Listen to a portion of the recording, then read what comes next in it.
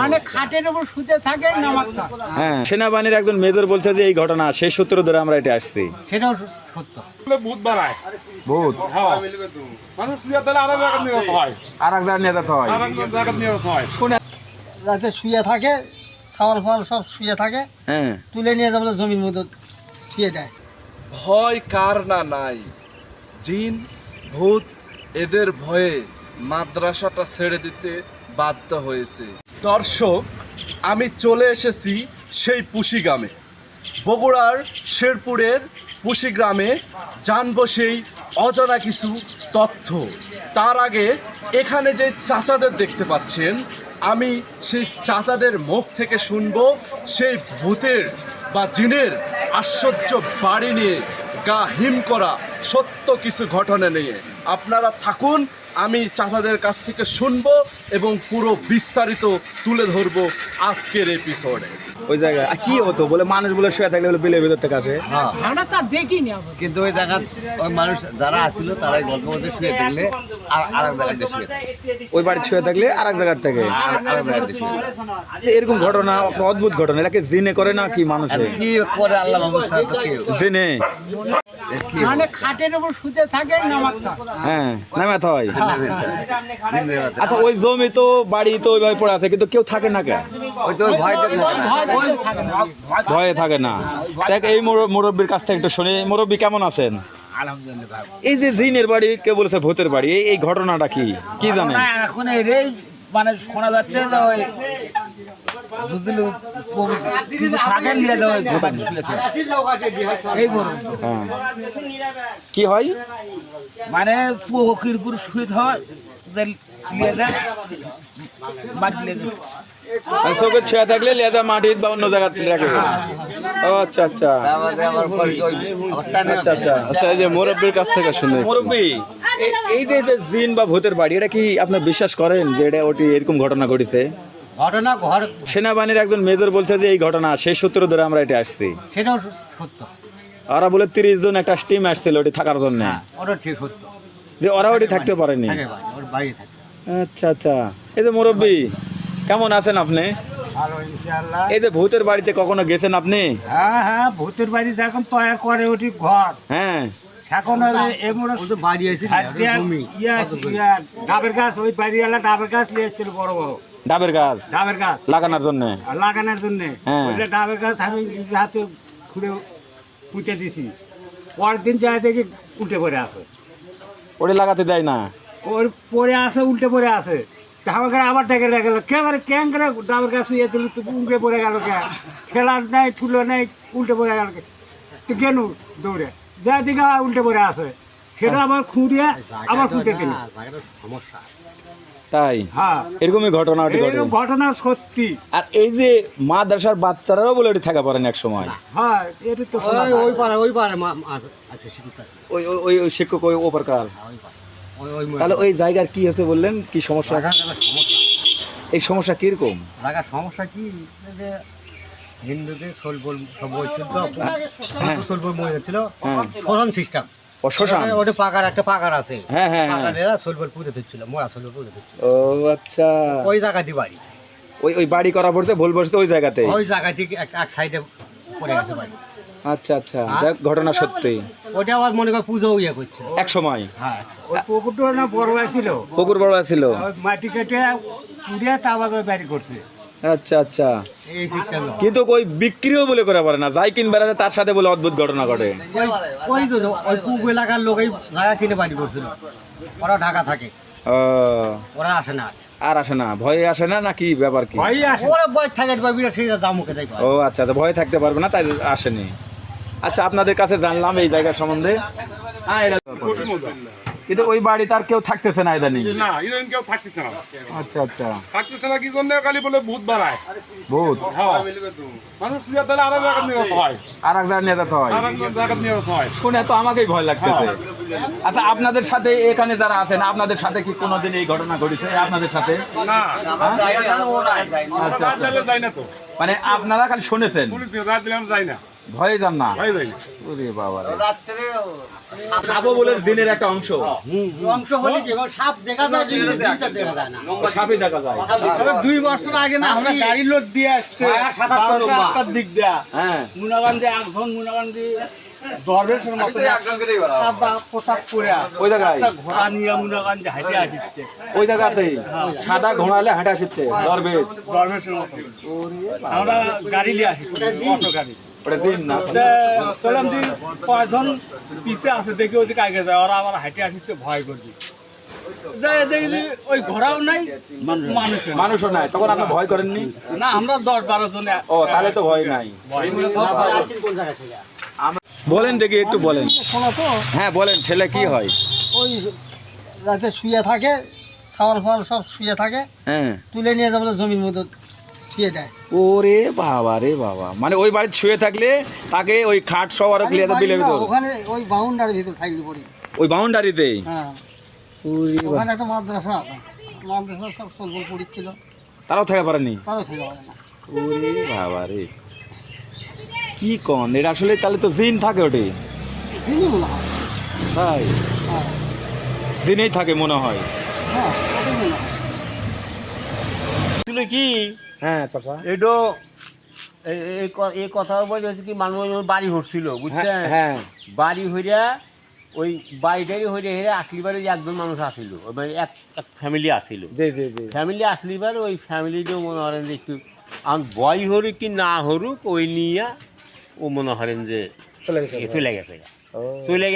চলে যাওয়ার পরে 8-10 বছর মনে করেন যে ফেটে পড়েই আছে, ওইভাবেই আছে। আসেই একই জমিতে বাড়িতে থাকতে না পেরে বাড়িটি স্থানে মাদ্রাসা করা হয়। আপনারা দেখতে পাচ্ছেন মহারাজায় স্বতন্ত্র ইবতেদায়ী মাদ্রাসা।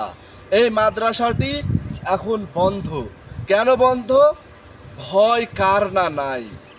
জিন ভূত এদের ভয়ে মাদ্রাসাটা ছেড়ে দিতে বাধ্য হয়েছে। এই মাদ্রাসার বাউন্ডারি বা এই জমির বাউন্ডারিতে কেউ যদি মনে করে যে আমি রোদে ক্লান্ত হয়ে এখানে একটু বিশ্রাম করি, সে বিশ্রাম ঠিকই নেয়, কিন্তু সে আতঙ্কিতভাবে চলে যায় জমির মাঝখানে। এমন একটি ঘটনা নিয়ে থাকছি আজকের এই এপিসোডে। ভূতের বাড়ির সামনে ঘটনা শুনলে ভয় পাবেন আপনিও। আমার পিছনে যে বাড়িটি দেখতে পাচ্ছেন, এটি একটি ভূতের বাড়ি নামে পরিচিত। আর এই বাড়ির পাশেই রয়েছে কিন্তু একটি মাদ্রাসা, যে মাদ্রাসায় ছাত্ররা থাকতে পারেনি, মাদ্রাসা চালাইতে পারেনি ভূতের ভয়ে। সেই রকম একটি ভয়ঙ্কর বাড়ির সামনে আমি এই মুহূর্তে দাঁড়িয়ে আছি। তো আপনারা থাকুন, দেখতে থাকুন আজকের এই পুরো ভিডিওটি।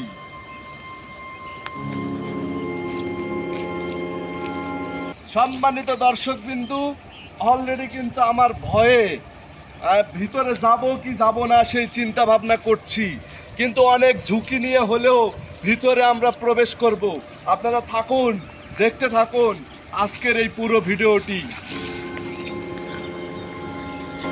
আমি এই বাড়ি সম্পর্কে পুরোটাই জানার চেষ্টা করব, আপনাদের জানানোর চেষ্টা করব। আমি বাড়ির ভিতরে প্রবেশ করছি।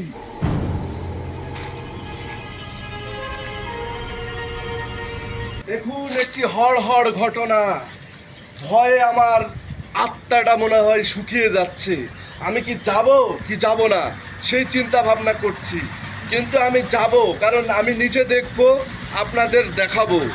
আসুন আমি এই মুহূর্তে ভিতরে প্রবেশ করছি।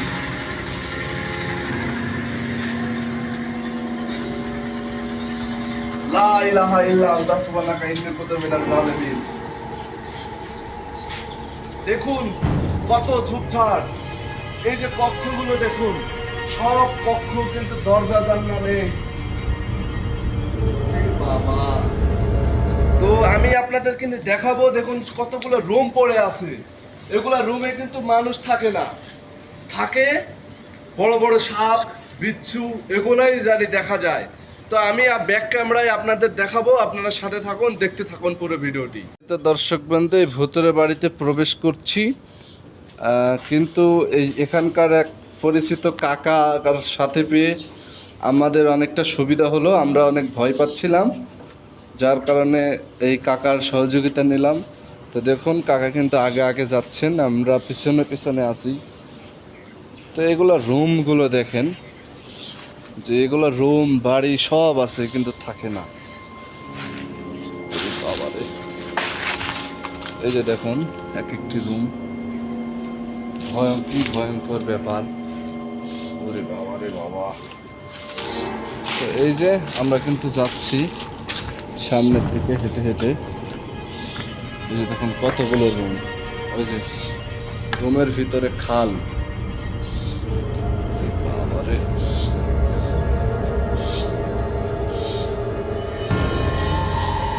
দেখুন কত লেখা আছে এর ভিতরে।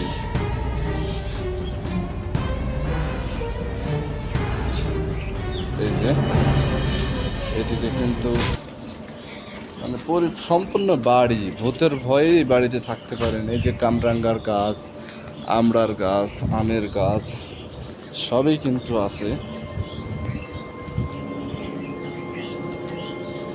এই যে এদিকে হচ্ছে ওয়াশরুম, বাথরুম, টয়লেট, এদিকে নিচু গাছ সবই কিন্তু আছে, শুধু নেই মানুষ।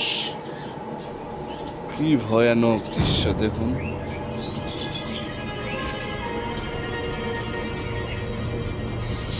সম্মানিত দর্শক বিন্দু, আমি যেখানে দাঁড়িয়ে আছি আমার পিছনে দেখুন, একদম আমরা যেগুলো হরহর মুভিতে দেখেছি, ভূত ধাউ করে বেড়ায়। তো আমার মনে হচ্ছে ঠাস করে যদি যায় আর ভূত যদি অ্যাটাক করে, ভাই রে ভাই, আত্মা কোথায় উড়ে যাবে চিন্তা করেন। তা আমি অনেক রিস্ক নিয়ে, অনেক ঝুঁকি নিয়ে কিন্তু আছি। আপনারা দেখতেই বুঝতে পারছেন যেখানে কোনো মানুষজন আসে না।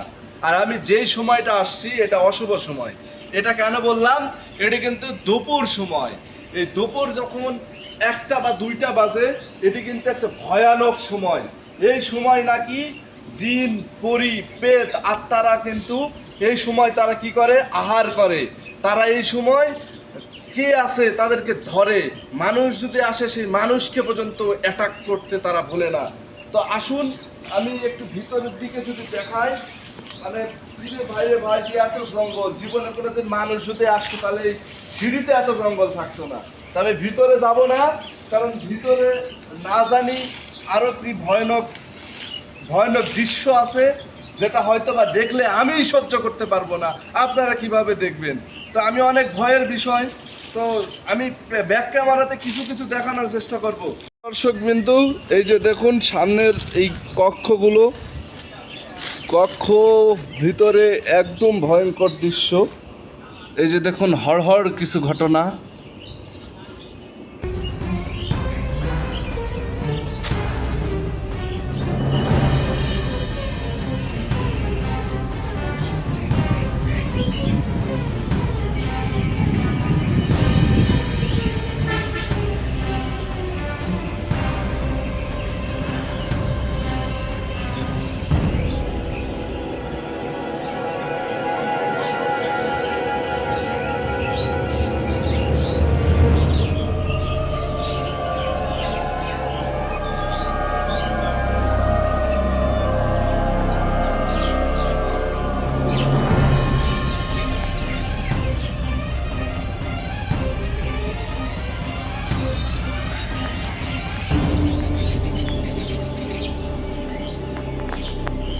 বিন্দু আপনারা পিছনে দেখতে পাচ্ছেন, এখানে কিন্তু টয়লেট আছে, ওয়াশরুম আছে, রান্নাঘর আছে।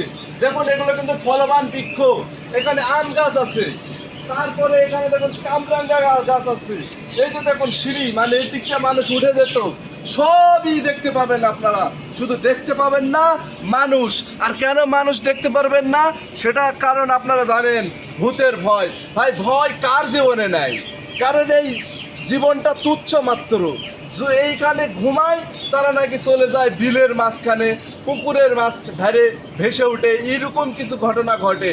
আর তার পাশেই কিন্তু দেখতে পাচ্ছেন মাদ্রাসা, সেই মাদ্রাসাও কিন্তু এখন চলে না, কারণ ছাত্ররা নাকি চলে যায়, এখানে কেউ ঘুমায় বা শুয়ে থাকে, তারা বিলের মাঝখানে যা ঘুম থেকে উঠে।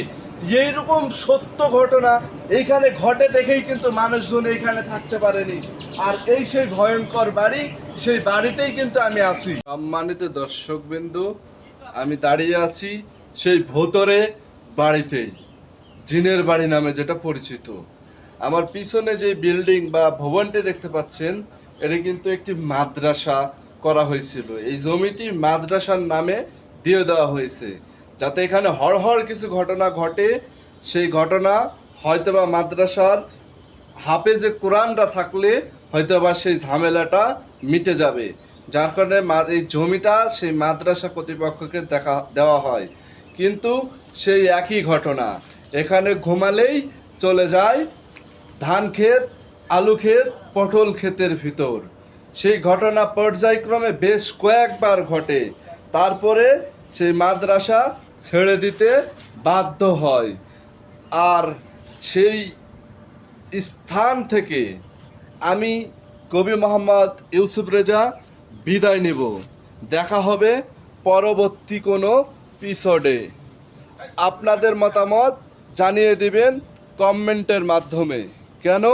আপনাদের মতামত আমাদের নতুন নতুন ভিডিও তৈরি করতে উৎসাহিত করে।